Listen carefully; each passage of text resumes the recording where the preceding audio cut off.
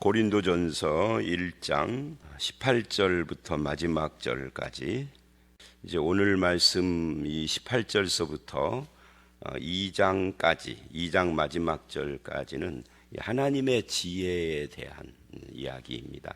하나님의 지혜가 십자가에 달린 예수 그리스도다 하는 것을 보여주는, 어떻게 보면 참된 복음의 정신이 무엇이냐 하는 것을 말하는 그런 내용이라고 할 수 있죠. 오늘 말씀은 둘로 나눠집니다. 18절서부터 25절, 십자가의 도에 대한 반응들을 이야기를 하고 있고요. 26절로 마지막 절은 우리를 구원한, 우리를 부르신 그 부름받은 자들의 모습이 뭐냐 하는 것을 말하고 있는 그런 내용이라고 할 수 있습니다. 이 바울이 18절에 십자가의 도에 대한 이야기를 합니다. 앞에 17절에서도 그리스도의 십자가가 헛되지 않게 하려 함이라 라고 십자가를 강조했는데, 여기서는 그 십자가의 도에 대한 세상의 반응을 이야기하려고 하는 건데, 우리가 좀 봐야 할 것은 이 십자가의 도라는 말입니다. 도라고 하면 뭔지 모르게 좀 특이한 또는 신비스러운 무슨 종교 이런 것들을 생각하게 하는데, 원어를 보면 이 도라는 말이 호로고스 그래요.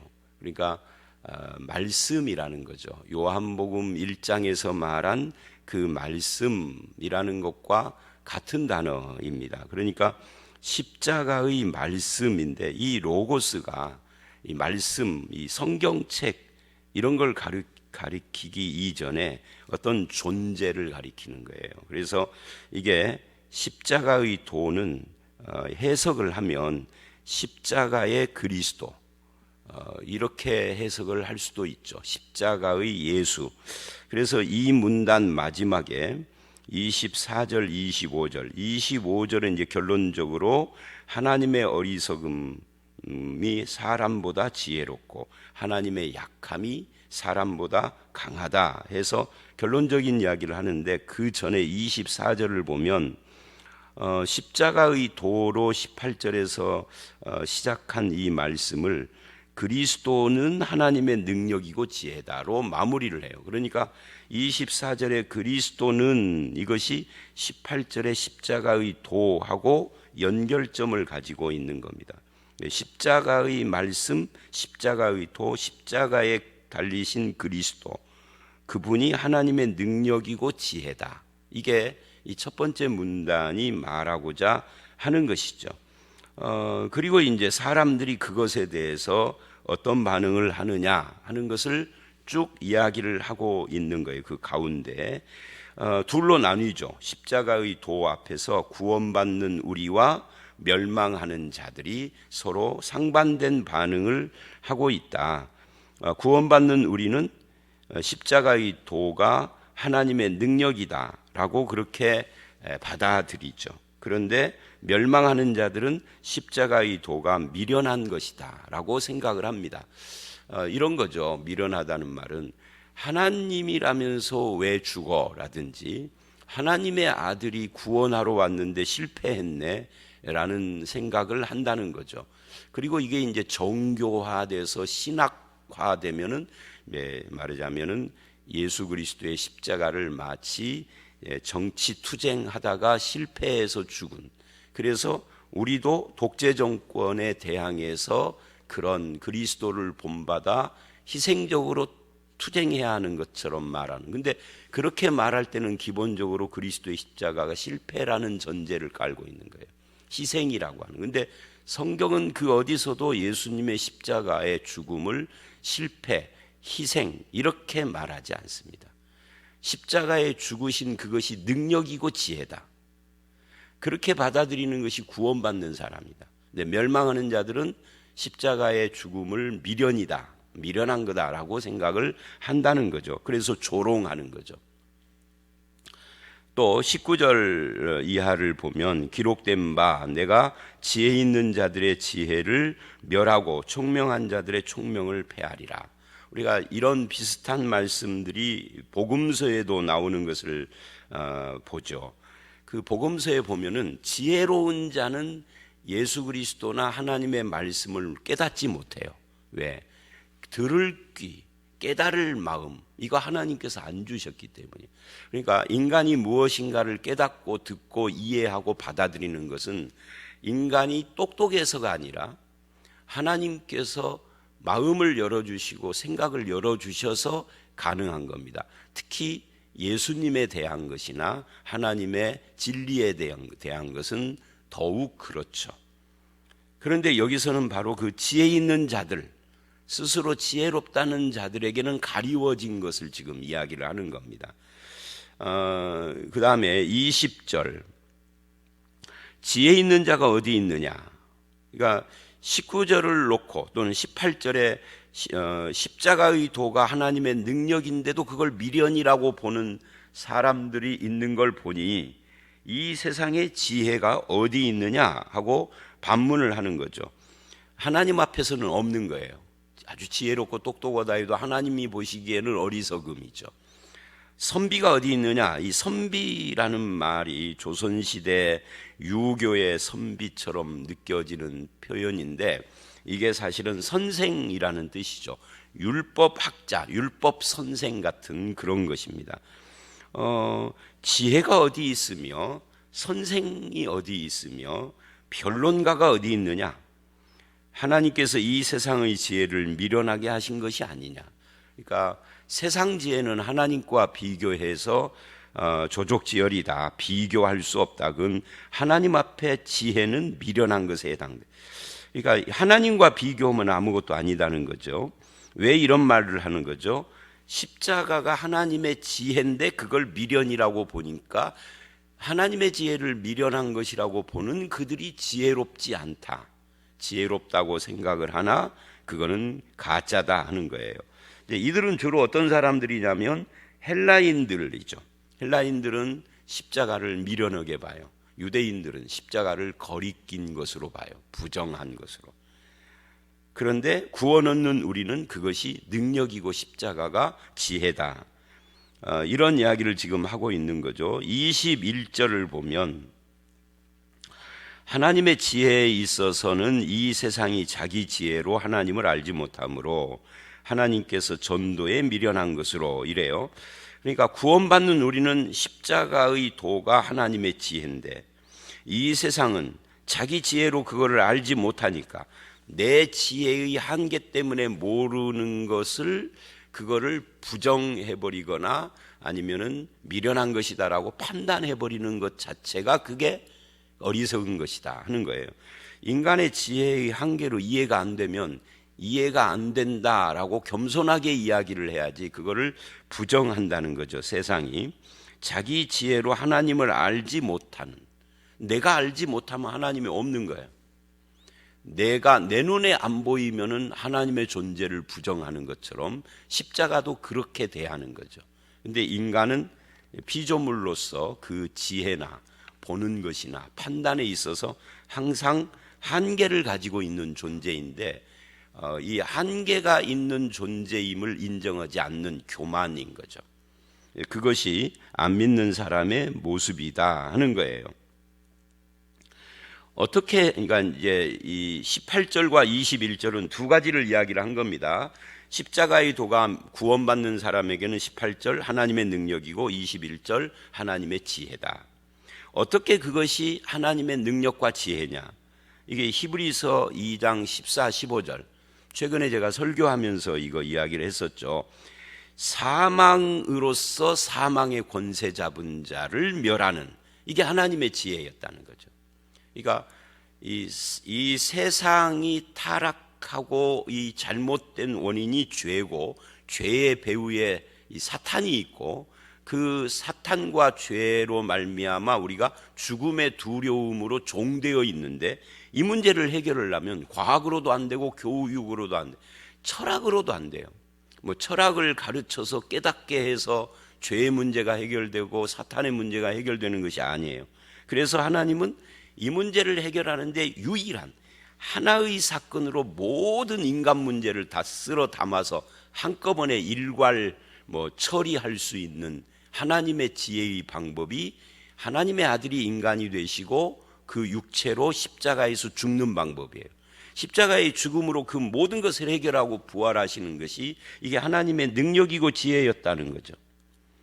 그런데 사람들은 그거를 자기가 깨닫지 못하고 이해가 안 되니까 부정하는 것이다. 그래서 그것이 하나님 보시기에는 오히려 어리석고 미련한 것이다.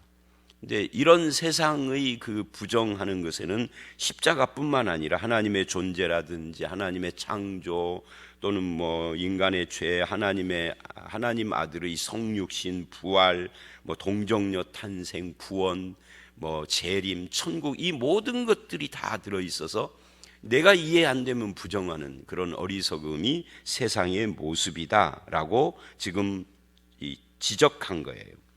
그리고 22절을 보면 세 종류의 사람이 등장을 합니다. 22절, 유대인은 표적을 구하고, 그게 이제 유대인들의 태도예요. 표적을 구한다 하는 것은 일종의 말하자면은 메시아로서의 표적을 예수님께 계속 요구했던 것처럼 오늘날로 말하면 신비주의적 체험 같은 그런 것이고, 또는 민족주의적인 그런 내용도 있어요. 우리 민족을 구원하시는 하나님의 약속이 예수 안에서 이루어진다는 표적이 뭐냐, 증거를 대라. 근데 예수님이 계속 기적이나 이런 걸로 증거를 보여줬어도 그들은 안 받아들이고 복음서에 보면은 또 요구하고 또 요구하고. 그래서 예수님이 뭐라고 결론을 내렸어요? 이 세대의 음란한 자식들에게는 표적이 필요 없다. 그러니까 이런 말이죠. 하나님의 자녀가 아닌 자에게는 증거를 보여줘도 의심이 안 가신다는 거예요. 왜? 내 자식이 아니니까. 그러니까 계속 DNA 요구를 검사 요구를 한다. 근데 친자식은 DNA 검사 요구를 할 필요가 없어. 왜냐하면 이미 닮아 있기 때문에. 그런 거고 똑같다. 친자식이 아니라 이스라엘이지만 하나님의 백성이 아니니까 표적을 요구한다. 예수님이 보여줄 표적은 뭐밖에 없다고 그래요? 요나의 표적밖에 없다. 부활 이야기하는 거죠. 십자가와 부활. 그러니까 이제 이게 유대인들의 태도였어요. 이것이 예수님에게만이 아니라 그 후에 복음을 전하는 사도들에게도 그런 태도를 유대인들은 가지고 있었다 하는 거죠. 헬라인은 지혜를 찾는다. 헬라인들은 인본주의자들이죠. 그래서 철학적인 그런 표준을 가지고 모든 걸 판단하려고 하는 거죠. 그러니까 하나님이 십자가에 달렸어? 그러니까 이제 미련하게 보이니까 이거는 아니야, 이렇게 가는 거예요. 그래서 둘 다 거부하는 겁니다. 근데 기독교인들은 그렇게 하지 않죠. 이 미련하다 또는 거리낀다라고 말하는 그것을 우리의 구원으로 받아들이고 있다 하는 거예요. 자, 그래서 다시 이제 21절로 다시 되돌아가 보면 21절 중간 이후에 이런 말을 해요. 하나님께서 전도에 미련한 것으로 믿는 자들을 구원하시기를 기뻐하셨다.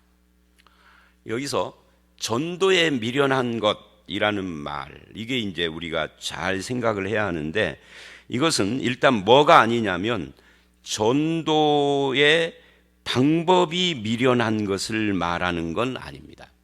그러니까 이 말씀을 오해해서 성경에 보면은 전도에 미련한 것으로 구원한다고 그랬어. 그러니까 막무가내로 무조건 밀어붙여서 그렇게 해야 해라고 말하는 사람들이 있어요.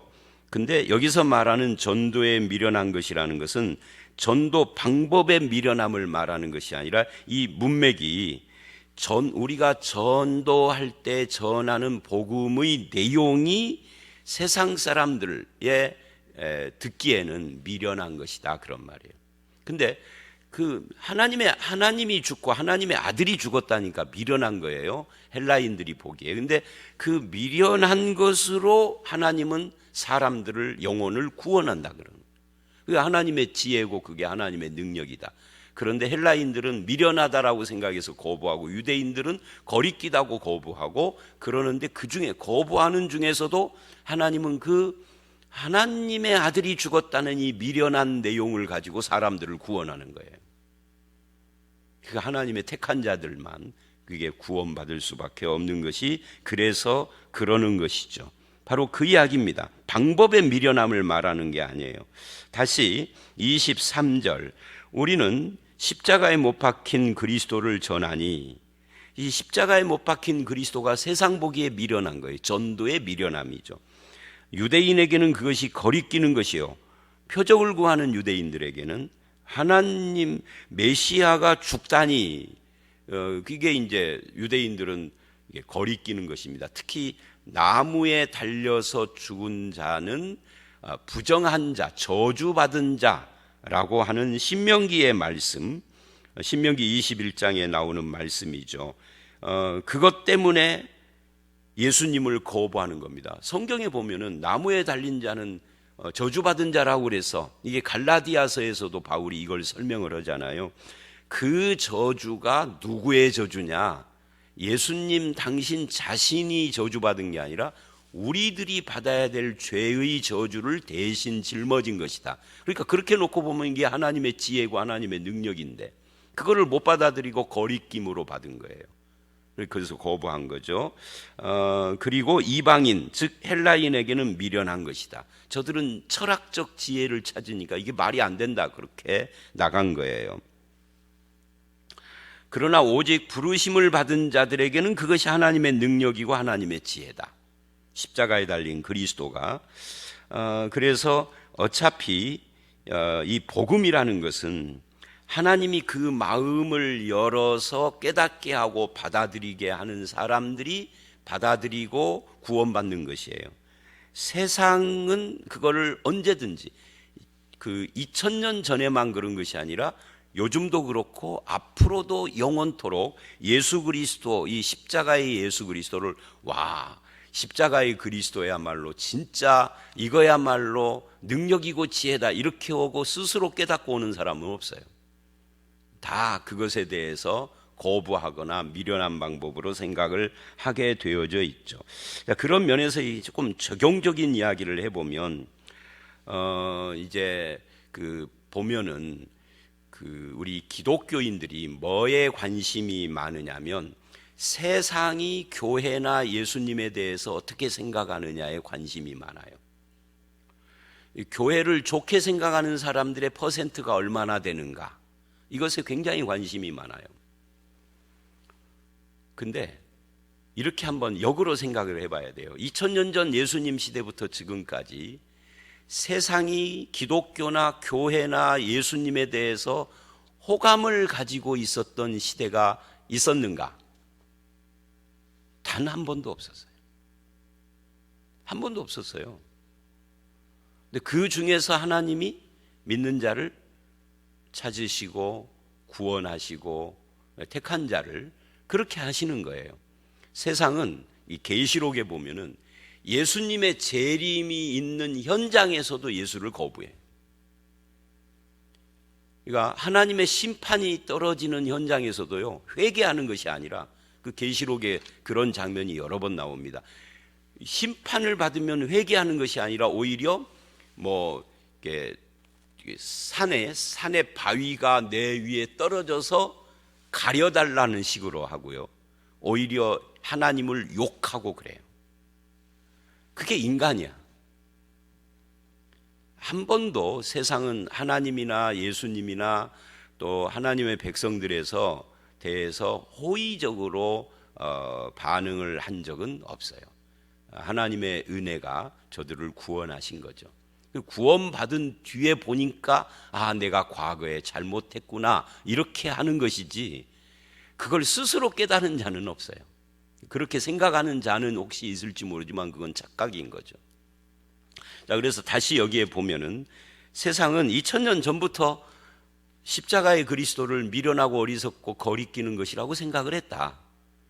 그런데 하나님은 그 어리석다라고 말하는 그 어리석음으로 지혜로운 구원을 이루셨다. 그래서 25절이 하나님의 어리석음이 사람보다 지혜롭고 하나님의 약함이 사람보다 강하고, 그러니까 사람들의 반응과는 상관없이 하나님이 이게 능력이고 지혜라고 하신다 하는 거죠. 그래서 우리는 누구냐 그럴 때 우리는 하나님의 부름받은 자요 구원받은 자입니다. 어떻게? 사람들이 미련하다고 생각하는 십자가의 방법으로, 어떻게? 사람들이 거리끼다고 하는 십자가의 능력으로 우리를 구원하셨습니다. 그래서 이제 우리는 어떤 반응으로 살아야 되느냐? 26절로 31절을 보면 형제들아 너희를 부르심을 보라. 세상이 온통 미련하다고 생각하고 꺼리끼다고 생각하는 그런 십자가의 그리스도를 믿고 구원받았는데, 그럼 구원받은 우리의 모습을 봐라. 우리는 누구냐? 이 유명한 말씀이죠. 우리들이 잘 아는 육체를 따라 지혜로운 자가 많지 않고, 이 육체를 따라 이 말은 육체적인 기준으로 볼 때에 그런 이야기죠. 지혜로운 자들이 많지 않다. 예수 믿은 사람들은 십자가의 도를 깨달은 사람들이라 다 공부 잘한 사람이냐? 안 그렇죠. 능한 자가 많지 않고 능력이 있는 자, 문벌 좋은 자, 가문이 좋은 자 또는 학력이 좋은 자들이 예수를 믿는 것도 아니다. 그럼 누가 예수를 믿느냐 하는 거죠. 27절 그러나 하나님께서 세상의 미련한 것들을 택하사 지혜 있는 자들을 부끄럽게 하시고 세상의 약한 것들을 택하사 강한 것을. 그러니까 이 말은 이런 거예요. 예수 믿은 우리는 하나님이 보시기에 누구냐면 세상에서 미련한 자들이고 세상에서 약한 자들이에요. 이거를 이제 예수님은 복음서에서 소자 또는 어린아이라고 하는 거죠. 어린아이들은 이것을 깨닫고 구원을 받았어요. 근데 그렇게 된 것이 아버지의 뜻이니이다 그러잖아요. 그러니까 예수 믿은 사람은 그런 의미에서 뭐 해야 돼요? 겸손해야 돼요. 내가 지혜로워서 깨닫고 믿은 것도 아니고, 내가 능력 있고 무슨 학벌이 있어서 이것을 알아보고 믿은 것이 아니에요. 그렇지 않고 반대인데 남들이 알지 못하는 것을 알게 됐고 남들이 깨닫지 못하는 걸 깨닫게 됐으면 이건 내가 아니요 하나님이 한 것이다. 오히려 미련하고 약하기 때문에 나를 택한 것이다. 그렇게 우리가 반응을 해야 하고, 천한 28절 세상의 천한, 세상의라는 말은 세상에서 또는 세상 사람들이 볼 때 천하고 멸시받는 것들과 없는 것들, 가난한 거죠. 천하고 멸시받으니까 가난하죠. 그러니까 다시 27, 8절을 정리하면 미련하고 약하고 천하고 그리고 가난한 이런 사람들을 하나님이 택하사, 27, 8절에 택하였다를 세 번이나 강조하는 것. 누가 믿었느냐? 누가 십자가의 도를 깨달았느냐? 하나님이 택한 자. 누구를 택했느냐? 가난한 자, 멸시받는 자, 천한 자, 미련한 자, 연약한 자다. 우리가 이 말씀을 보면서 나는 우리 집은 부자였는데 나는 학력이 빵빵한데 이렇게 생각하는 사람이 있을 수 있어요. 근데 그거는 자기 생각이고 하나님 보시기에는 그게 아니다는 거죠. 그래서 이거는, 이런 말을 하는 것은 이제 우리가 겸손해야 된다는 이야기를 하고, 이제 그것을 29절 이하에서는 뭘로 연결을 하느냐면 자랑으로 연결합니다. 그래서 우리의 자랑이 뭐냐 하면은 자기 자신의 지혜를 자랑하고 내 육체를 자랑하고, 육체라는 것은 뭐 무슨 여자는 각선 및 남자는 근육을 자랑하라 이 말이 아니라 육체적으로 외형적으로 자기 학벌이나 능력이나 뭐 세상적 지위나 가진 소유나 이런 걸 자랑하지 말라는 말이죠. 그런 것이 아니라 하나님 앞에서 그런 자랑은 못하고 입 다물고 그거는 절대 하지 않고, 오히려 31절 자랑하는 자는 주 안에서 자랑하라 이 말은 주 안에서, 주님 안에서는 자랑해라 이 말이 아니라 예수 그리스도 주를 자랑하라예요. 왜? 나의 나 된 것은 주님의 은혜 때문이고 하나님의 택하심 때문이니까, 내가 자랑할 것은 나의 육체적인 뭐 문벌이나 학력이나 가문이나 소유나 지위나 학식을 자랑할 것이 전혀 없는 거죠. 혹시 그런 것들이 많은 사람이라 할지라도 구원받은 자는 나를 구원하신 주님을 자랑하는 겁니다. 나를 택하신 하나님을 자랑하는 겁니다. 그리고 최종 결론이 30절이에요. 나는 누구냐? 나는 하나님께로부터 나와서 예수 안에 있는 자다. 하나님께로부터 나와서, 이게 하나님께서 택하셨다는 말과 연결이 되는 거죠. 주님으로부터 태어나서 거듭난 거죠. 예수 안에 있는 자. 그럼 예수님은 누구냐?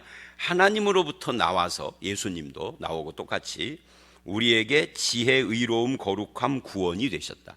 그러니까 이 말은 무슨 말이냐면 나에게 있는 모든 것이 예수님께서 주신 것이다, 그런 말이죠. 나에게 지혜가 있으면 그건 예수님이 주신 거예요. 내게 의로움이 있다면 그것도 예수님의 것이에요. 거룩함이 있다면 그건 주님이 주신 것이고 구원도 주님이 주신 것이다. 그러니 나에게 있는 모든 것이 주님이 주신 것이고 주님의 것이다. 그러니 자랑도 주를 자랑하라. 많이 배운 사람도 자기 배움을 자랑할 것이 아니라 예수를, 많이 가진 자도 자기 가진 것이 아니라 예수를, 내가 무엇인가 대단한 능력을 소유하고 달란트나 재능을 가지고 있다면 그것을 자랑하는 것이 아니라 그걸 주신 주님을 자랑하라. 이게 결론이에요. 그러니까 오늘 말씀이 사실은 간단하지만 설명할 것이 많아서 길어진 것뿐이지, 사실 앞에 이야기는 십자가의 도가 능력과 지혜다. 뒤에 이야기는, 그래서 그것을 믿고 구원받은 우리는 누구냐라고 할 때 세상적인 기준으로 자랑할 것이 있는 자가 아니라 오직 예수 그리스도와 아버지의 택하심, 이것 때문에 나의 나됨이 있다. 그러니 겸손해야 되고 자랑도 예수 그리스도를 해야 한다. 주님을 드러내야 된다. 영광을 주님께 돌려라, 이런 이야기죠. 여러분, 한마디를 덧붙이면 우리의 연약함이나 가진 것 없음이나 부족함을 한탄하거나 그것 때문에 스스로 자책할 것이 아니라, 그럼에도 불구하고 나는 약하나 주님은 강하시고 나는 미련한데 주님은 지혜가 되셔서 나와 함께 하시고 나를 이끌어 주심을 오히려 바라보고 감사하고 주님과 함께하는 그런 성도가 되어야 할 것입니다. 저와 여러분의 자랑은 예수 그리스도요, 십자가요, 하나님의 택하심이고 은혜고 그 말씀이다 하는 것을 분명히 하고, 우리가 매일 주님과, 나의 모든 것 되시는 주님과 동행하는 그런 성도가 되시기를 주의 이름으로 축원합니다. 함께 기도합니다. 하나님, 그렇습니다. 세상 사람들은 십자가의 그리스도가 미련하고 연약한 것처럼 보여지지만, 그러나 구원받는 사람에게는 그것이 하나님의 능력이고 지혜임을 알았습니다. 또한 그렇게 믿은 우리는 나 스스로의 지혜나 능력과 깨우침으로서가 아니라 하나님의 택하심과 예수 그리스도의 은혜로 말미암아 깨닫게 되고 구원받게 되고 하나님의 자녀가 돼서 예수 안에서 주님을 자랑하는 자, 주 안에서 우리가 겸손하게 주님을 높이는 자가 되었습니다. 이제는 이것이 이론적인 것이 아니라 실제 삶 속에서도 주를 자랑하고 십자가의 도를 붙잡는 그런 성도로 살게 하여 주시옵소서. 세상의 평가 앞에 흔들리는 자가 아니라 오히려 그럼에도 나에게는 예수 그리스도가 있다. 그분이 나의 지혜요, 의로움이요, 거룩함이요, 구원이다라고 그렇게 붙잡고 선포하며 믿음으로 흔들리지 않는 삶을 살아가는 우리 모두로 삼아 주시옵소서. 예수님 이름으로 기도드려 싸움나이다. 아멘.